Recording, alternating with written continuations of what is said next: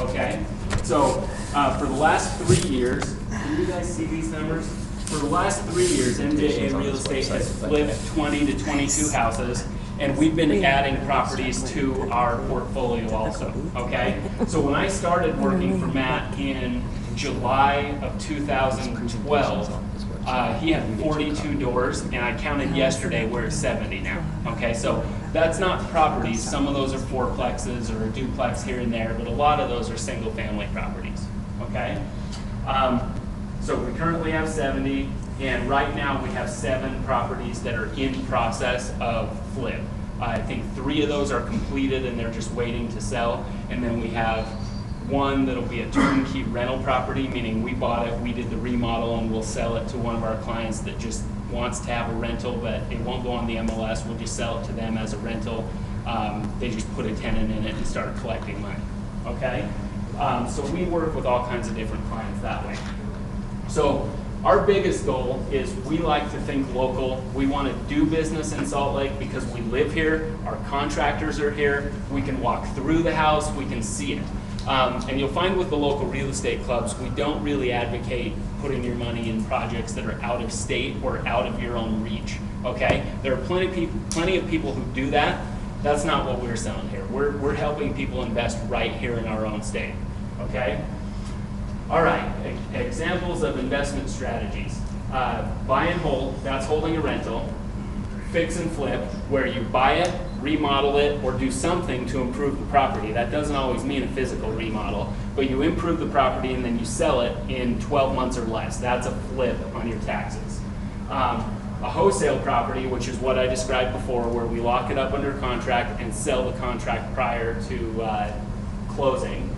And then bird dog is something that a lot of people skip over bird dog and skip right to a wholesale. A bird dog just means that if you know of a property and you think it's a good deal but you're not quite sure how to put it together, tell someone who knows, okay? Tell Jordan or Caden or even Elizabeth, okay, or me.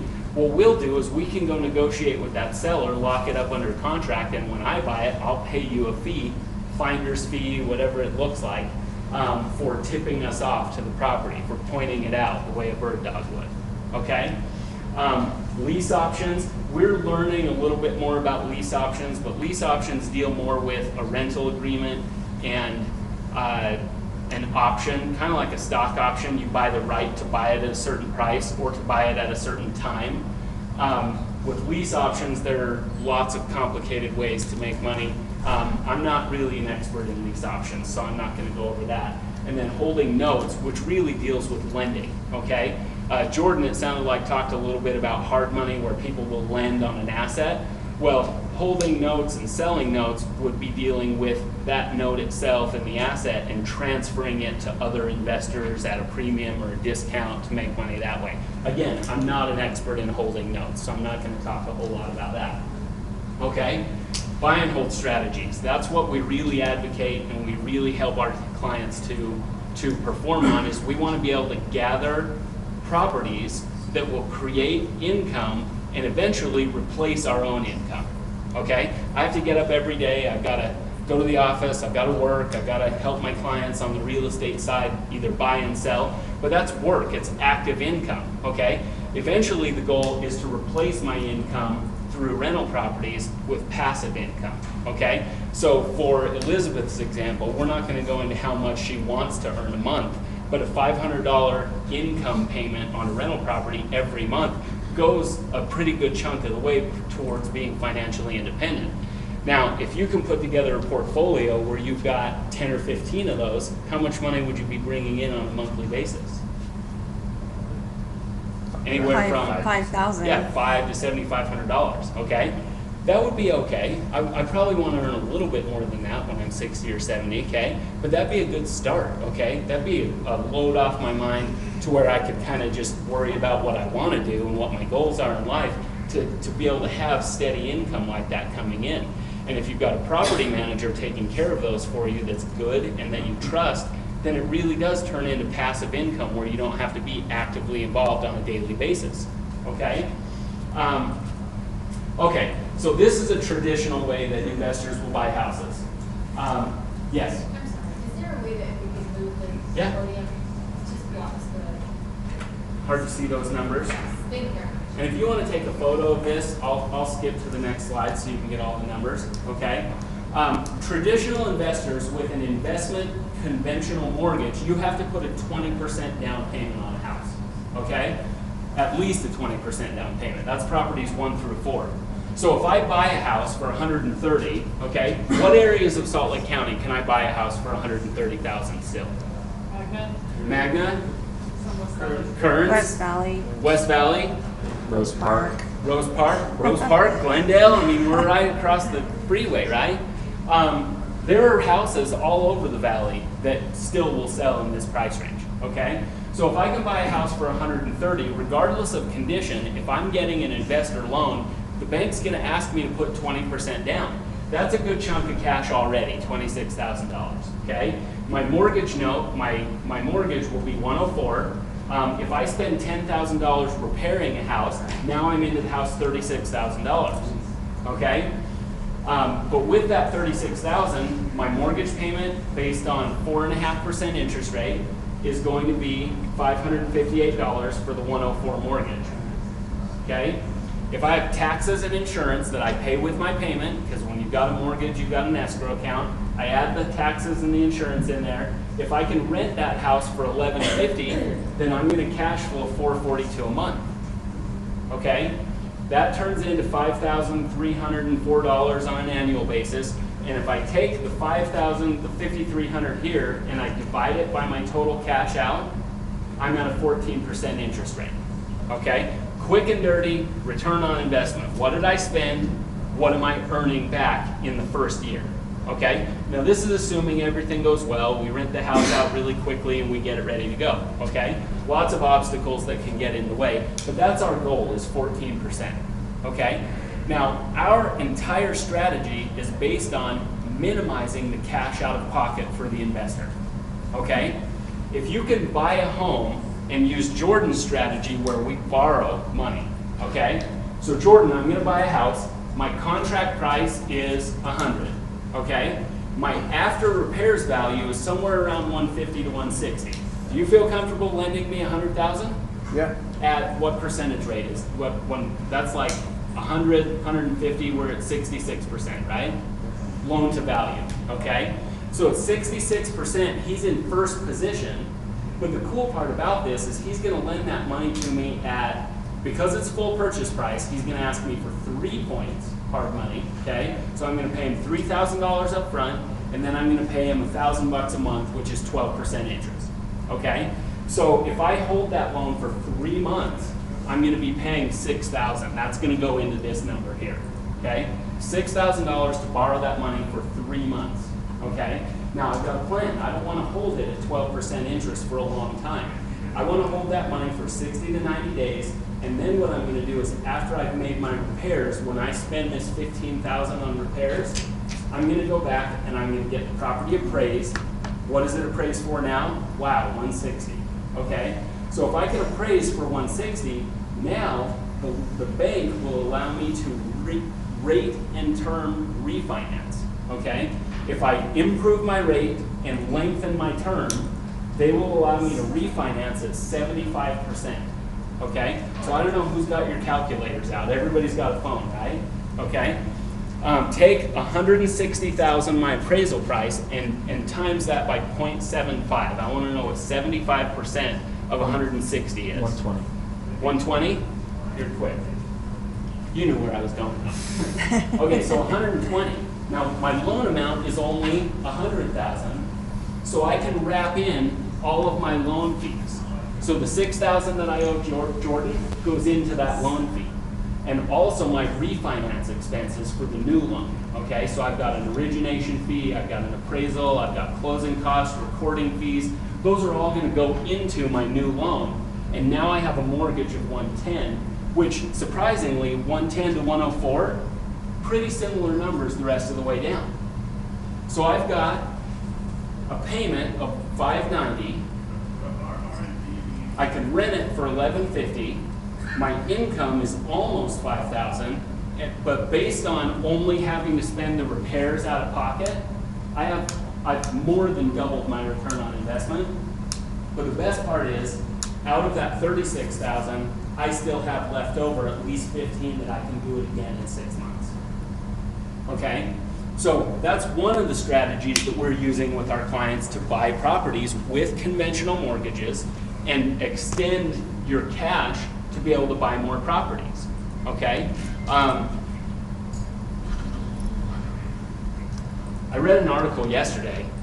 It had to do with saving money in America in general, but the article says that based on 2 polls in the last 2 years, that 62% of Americans have less than $1,000 in their own savings account as a cushion for if the market tanks, or if they've got a car repair, or, you know, heaven forbid, an auto accident. One of the members of our staff was in a car accident last night, Kendall. She was in a car accident last night. She's okay. The car's done, okay? But that was definitely unexpected, okay? If you're in a position where you've got no savings to fall back on, that's not where I want to be, okay? I've been there in past years of my life, and I'm happy to say that I've grown and progressed and been able to put a little bit more away, okay? Same thing can go wrong if you're in a car accident or something happens and you can't work. What do you fall back on, okay?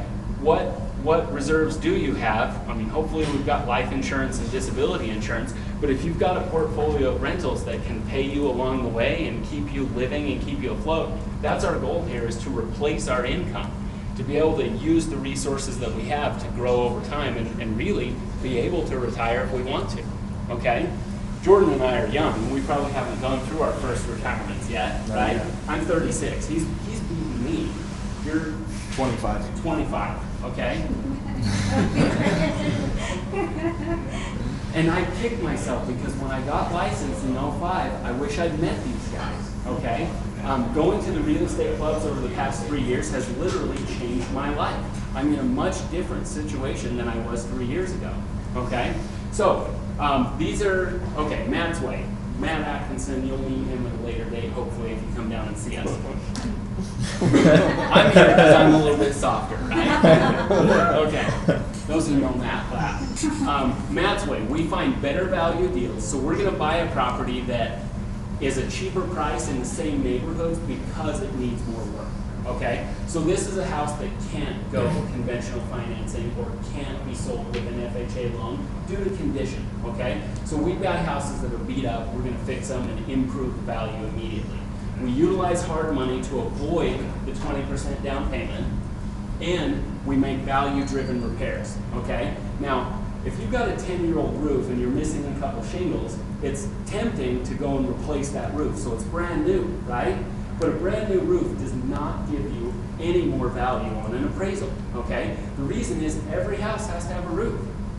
So I can spend $5 grand repairing a roof, or I can spend $800 and fix the shingles that are broken, okay? And if I fix the shingles that are broken, it's in good condition, I get a roof certification from my roofer, and now I can pass the FHA or the conventional inspection.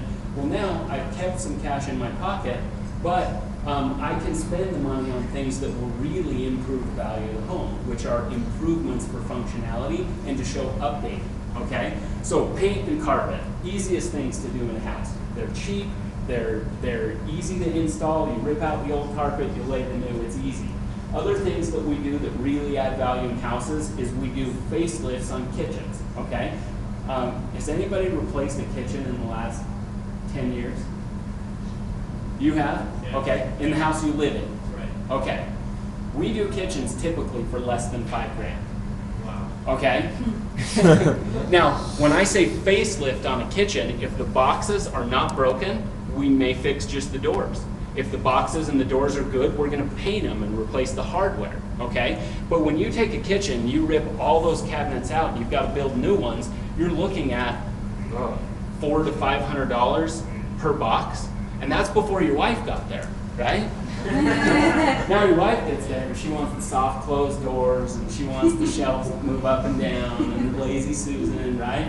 And the price goes up. What you do in your own home is different from what you're going to do in a rental, okay? We had an investor that was really excited about the house Elizabeth bought, and he went and walked through it and he goes, wow, it's really ugly. right? And he didn't buy it. He turned up his nose, he walked away. Regardless of the cash flow potential on that property, it literally has pink carpet, right? Okay? Reddish. It's a dark fuchsia. Okay, Yeah, it's a dark pink, okay? But you know, blue walls. yeah. But as far as rental value goes, if you have a 5-bedroom house, even if you're out on the west side, a 5-bedroom house in really nice condition, we're probably going to rent that house for $1,450 to $1,500. Okay? If we leave that carpet there, it might cost us $80 to $100 per month. Okay? And the reason is there are enough people, there's enough demand in our current marketplace that we could get away with that temporarily if we wanted to. And not only that, but they had already paid 10 years into the mortgage, which was an advantage for the seller. That's huge. And Yeah. they're financing and they're still financing the 20 years left on the mortgage, Yeah. which was a free benefits actually in one house. Yeah. So for everybody who can't hear Elizabeth, this situation on that seller financing house, they've had this mortgage for 10 years already, okay? So we're 10 years into the loan, there's only 20 years left. The other situation with this seller is that they didn't put a limit on us where we have to refinance or pay it off within 3 or 5 years. They've given us the mortgage for the remaining 20 years if we desire to have it that long, okay? So they've given us a lot of flexibility on the property, okay? When really, they were facing foreclosure. They didn't, you know, it was either sell the house and get a little bit of money out or wait and stay there until they foreclose and get nothing, okay? Situation for this seller, just to amplify this, is for the sellers, now they've been behind on their mortgage payment for 6 or 7 months. Well, we just paid it current, which boosts their credit. We will continue to make payments every month, which shows good credit history for them because the loan's in their name. This is a good deal all the way around for them to not have a foreclosure and not have a short sale. Okay, so find out what your seller's goals are or what the situation is. You can give them benefits that they don't get even if they just sold the house outright. Okay, so this is a house we bought last, I think this was about 14 months ago. This was Thanksgiving weekend in 2013, okay? Now this was after Halloween. So this monster on the door, it's hard to see there. That wasn't actually painted on the door. It was a piece of plastic draping over the door. But we took this house the weekend, it's kind of light in here. We took this house with the white and the fridge and the boat in the back, and we turned it into that within a couple of weeks, and then we did the inside afterward when it started snowing real bad, okay? This is the living room of the same house. We have the wood paneling. You'll notice we moved the door from this side to that side for functionality. The other reason we moved that door is because the kitchen, this kitchen here, has about 16 boxes, okay? Now these ones, we did actually rip them out. They were rotted inside and they were kind of water damaged and moldy, okay? So we ripped all the boxes out, but we took out 16 and we only put 9 back in, okay? So moving that door helped us to arrange the kitchen where we didn't need as many cabinets in order to make it work, okay? So we did, hard to see with the lights as it is. This was bare plywood floors, so we put in laminate flooring. We didn't do a granite top. That's the color of a granite top, but it's a Formica top. This house is in Magna.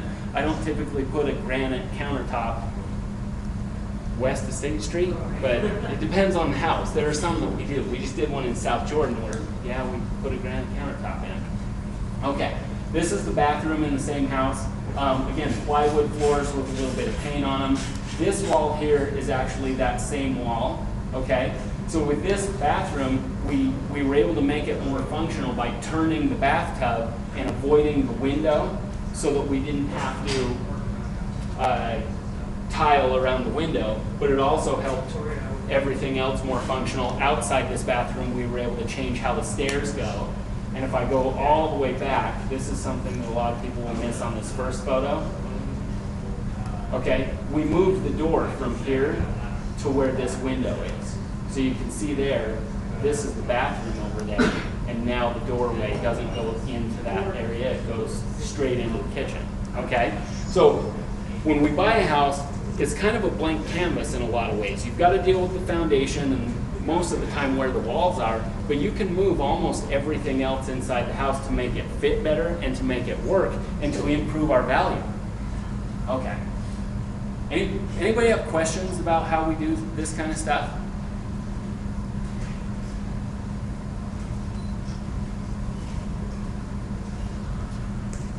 I actually got a question. Do you have a full team that does everything, or do you kind of just have different contractors that you use for each portion of the So the question is, do we have a team or a crew, or do we just kind of contract things out as they go? The answer for us is we're doing enough houses every year that we actually have 3 crews that work full-time for us, okay? We've got one that's full-time rentals, one that's full-time flip houses, and then our 3rd crew kind of goes back and forth depending on which one has a heavier load at the time, okay? So that's not something we started out doing. We started out finding our own contractors, KSL, Craigslist, and kind of piecing them together, because if you're only doing 2 houses a year, then if 2 houses is enough to keep all your contractors busy, then they're charging you way too much. Okay? So, you know, you've got to have the volume to get to kind of where we are. But, you know, there are people who do sweat equity. They'll do some of the work themselves if they're a contractor or if they're just good at something. Okay? But we definitely don't go and work in the house ourselves anymore. Okay? Okay, so kind of bringing it all back down into why we look at real estate, why we look at rental properties is number 1, long-term cash flow. The more properties you build up, you replace your income, but in the meantime, while I still have the ability to work, I can use all of those funds to buy future projects. I'm financing my future purchases, I'm financing my future rentals, rehabs, whatever comes up. It provides income to run real estate while I run my life, okay? Number 2, rental properties. We are not relying on a home run strategy, okay? If I buy a house and I need to flip it, I've got a limited amount of time. I'm on hard money in most cases, which means I've got to get it done because every month costs me more money. Every day costs me more money, right? Okay? And I've really got to take a flip property and have everything go perfectly and knock it out of the park so that I can get a good return on my money. With a rental house, we have a much more extended period of forgiveness if there's something we miss, okay? So in December, almost a year ago, maybe 10 months ago, we bought a house in Orem. We got a seller finance, and we were only going to be like $5,000 out of pocket. Okay, really good scenario for us. We did a home inspection. We did everything. We checked the sewer line and everything we thought was great. Well, we got the house, we made the repairs, and while we were making the repairs, our plumber and our tile guy were working at the house one day, and the sewer line backed up. And we thought, no, we just checked the sewer line, we scoped it and everything, it's clean and clear. Well, there was a second sewer line on the house. We didn't know that. How many houses have 2 sewer mains going out to the street? Not very many. So it actually cost us more money to dig up the yard, replace the one line, and we replaced it partially, and then we cut back into the other one. But the thing is, that was a bigger project than we planned on with the initial $5,000 down. Now, we're not real worried about it because I own that house for, not me, but we own that house for about $800 a month, and we rent it for about $1,200 a month, okay? So instead of making, well, we're still making $400 a month, right? But we had to spend a little bit more cash out of pocket, okay? So let's just say for a minute that I spent $2,000 more than I wanted to on that house. And if my cash flow, my income was $400, how long does it take me to pay myself back for the $2,000 extra that I didn't expect? 5 months. Huh? 5 months. 5 months, okay? If I hold a rental 5 months, or sorry, a flip house 5 months longer than I wanted to, I'm probably not making any money anymore, okay? But with rental houses, you've got years. We'll hold that property on seller financing for 10 to 15 years, and then we'll sell it, and we'll buy a 4-plex, or an 8-plex, or a 12-plex.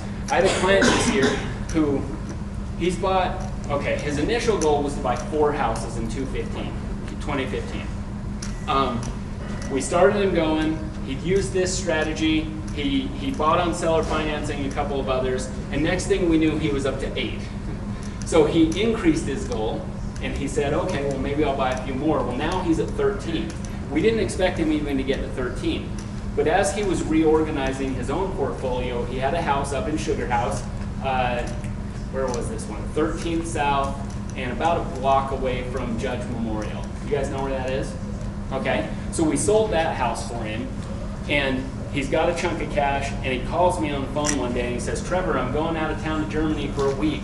I just found out I can't use my tax exemption on this house because he had lived in it previously, because he had already taken it on another house the same year that we helped him sell. So he's all, guess what? I've got a little over $100,000. I guess we got to go buy something, okay? So I'm thinking, okay, we're going to go look for either a replacement house or for a duplex. Well, we ended up finding 2 fourplexes that we were able to purchase. The value of the 2 fourplexes together was about $700,000, but we got them with, it was supposed to be 15% down, but no, it was supposed to be 20% down payment, which would have been 20% of 140,000. Okay. Because of negotiation and through our due diligence, we were actually able to get the seller down to 15% down payment on seller financing. So we're not using bank loans, but instead of putting $140,000 down, he had to put down about 90. Okay. Which was really close to what he pulled out of the other house as it was. So we went from 1 house in Sugar House to actually 2 fourplexes out in West Valley. Okay? We didn't expect that to happen, but that's how he got to 13 properties really quick. Those things happen if you have the assets and you have the team that can help you find them. Okay? He's not a beginner. He's not somebody that just started this year, but he's been able to move his pieces and get ready to be in a position like that, which, yeah, it came unexpected. It was a surprise to me, but, you know, a very nice surprise. And for him as well, because now he's got 8 units building his cash flow instead of just 1. Okay, 3. With rental properties and assets, you're going to build your ability to manage people, money, and projects, okay? If you've got a 6-month or a 4-month time frame to flip a house, everything matters. If you hire the wrong plumber, that can set you back 30 days. If you hire the wrong electrician or anything, any one of the trades, something can go wrong and it can make a big difference in your flip project. But with a rental property, again, you've got that extended period to make up your losses or to make up unexpected challenges. Okay, so when we look at a property, if we're looking at it for a flip or for a rental property, the first thing I ask, what is it worth? What can I buy it for? Okay? If I've got a property that I can buy at 70% of value, I want it to be a rental house because I know I can refinance up to 75, okay? If I've got a property that has a better margin, anywhere from 50 to 70%, we're gonna see if we can flip that project. But the way that I make the decision is based on what it costs out of pocket. If it's a light rehab that's only $15,000 to $20,000, that wants to be a rental for me. If it's a bigger project, I don't want to put $20,000, $30,000, $40,000 into a property that I can't get it back out quick. Okay? I want to be able to have those liquid assets to buy future projects. So for any one deal, I don't want to put any more than $20,000 down. Okay? You can use your retirement funds if you're not with that same company anymore, like a rollover IRA, 401k plans, things like that, self-directed. And there are ways you can do that. I'm not an expert in that, but you can talk to somebody who is. Or you can use cash that's in your own IRAs or whatever. How we doing? What time is it? I think you're up. Okay. Yeah. Okay, right good. after. I was going to go over value and how we read comps. We can do that later. It's kind of nerdy book stuff, right? You guys wouldn't even be interested. We'll bring you back. You can talk some Yeah. more. Okay, I'm going to end with this house right here. When I started with Matt 3 years ago, this was one of the first flip projects I watched him go through. Okay? Now this house for me is kind of what kind of centered it for me and helped me see that it's not all about money. Okay? When we bought this house, I was the one who walked through it for the first time, and I took the photos and I took a short video of the property. There were 3 people, high as a kite, drugged out, passed out on the beds or on the couch. There were 4 large hunting dogs living in the house, okay? And there was no running water for a period of at least 2 years because that's how long the city violations were for no running water, okay? Sewer line on this house was plugged solid. We had to like auger through it, went with their sewer guys. But the thing is, this house here was a complete dump hole of a property. The reason we found it was because one of the trees in the front yard fell over, and there was a yard violation for like $75 that started out for $75 that grew to be like $15,000. Okay? After it was $15,000, the city just said, we're going to foreclose for $15,000 on a whole house out in West Valley. We got involved at that point. We bought the house, negotiated with the city, and I think we only paid them like $5 in violation fees. But we got the house that was completely, torn apart and dumpy inside. Within 3 months, this house was ready for a family or any person to live in a nice quality property. Okay. Every house on this street was improved because it was clean and because somebody different lived there, okay? So it became, you've got to make money and you've got to care for your family in order to live, okay? But the things that we do, improving these houses and changing these neighborhoods, actually makes the neighborhood better for everyone who lives there, okay? There isn't a person who lives on that street that wouldn't be happy with the job that we did on that house. And really, did we make money? Yeah, well, I think we made like 40 or 50 grand on that house, okay? But it was a big project and it was worth it, not just for us in cash, but also for the neighborhood in value, okay? So there we go. We like to improve neighborhoods and feel good about how we do it. My second class that I'll be going over on Monday, this coming Monday, is in Lehigh. I'm going to go more in detail of how we turn your $15,000 investment into a $200,000 property, what you have to have in place, and what things we do along the way. Okay?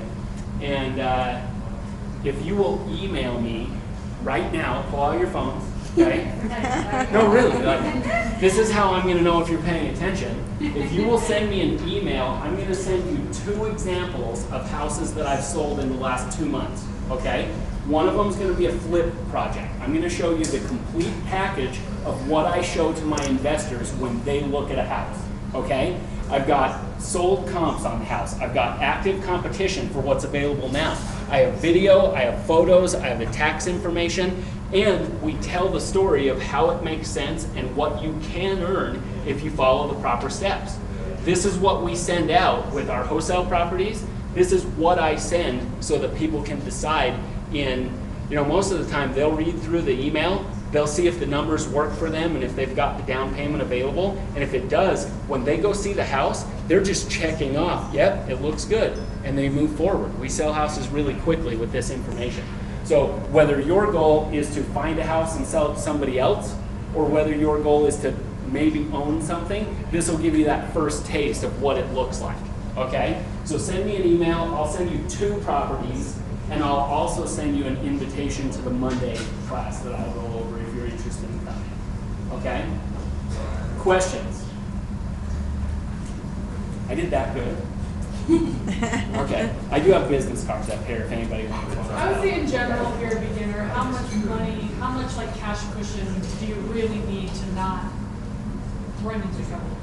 I would say before you invest, my personal cushion of comfort would be you should have 6 months of your own living expenses just put away, not investing money, just like security, okay? After that, buy a rental, okay? Buy 1 or 2 rentals and then move up into a flip. Not everybody does it in that order, not everybody has to, but for what we recommend for our clients, that's kind of the standard model.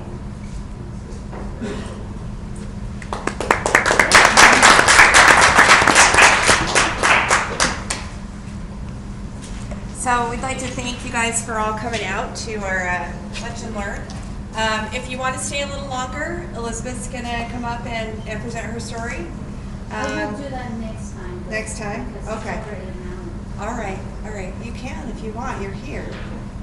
We have time. Yes, but yeah. Never from the board. Anyway, so again, thank you. We do this every Thursday. We have different topics. These guys really helped us out this time, and we'll have them back again. So is there any questions about SL Circle or what we do here on Thursdays? Don't forget the marquee event. Yes. How to make Salt Lake City a great city it has an impact on real estate. Explain. Yes, so next Tuesday, well, on the 20th at Science Bank Building at 5:30, we're having another real estate topic about the west side of Salt Lake and STEAM and how they're trying to take a block of the west side and improve it. And there'll be some heavy hitters there, and it should be a good night. We offer food and drink, and it's $12 early bird or $15 that night. So come on out and support us. We'd really appreciate it. Can you repeat the date and address of that? Certainly. October 20th at 5:30 p.m. Okay. at the Zions Bank, Founders Room, 1 South Main. So it's on our website, slcircle.com. So, any questions? All right, thanks for coming out. Thank you, Jordan and Trevor. It's great to meet you. We'll see you on the 20th. Yeah, for sure. Yeah, absolutely. Wonder how I like stopped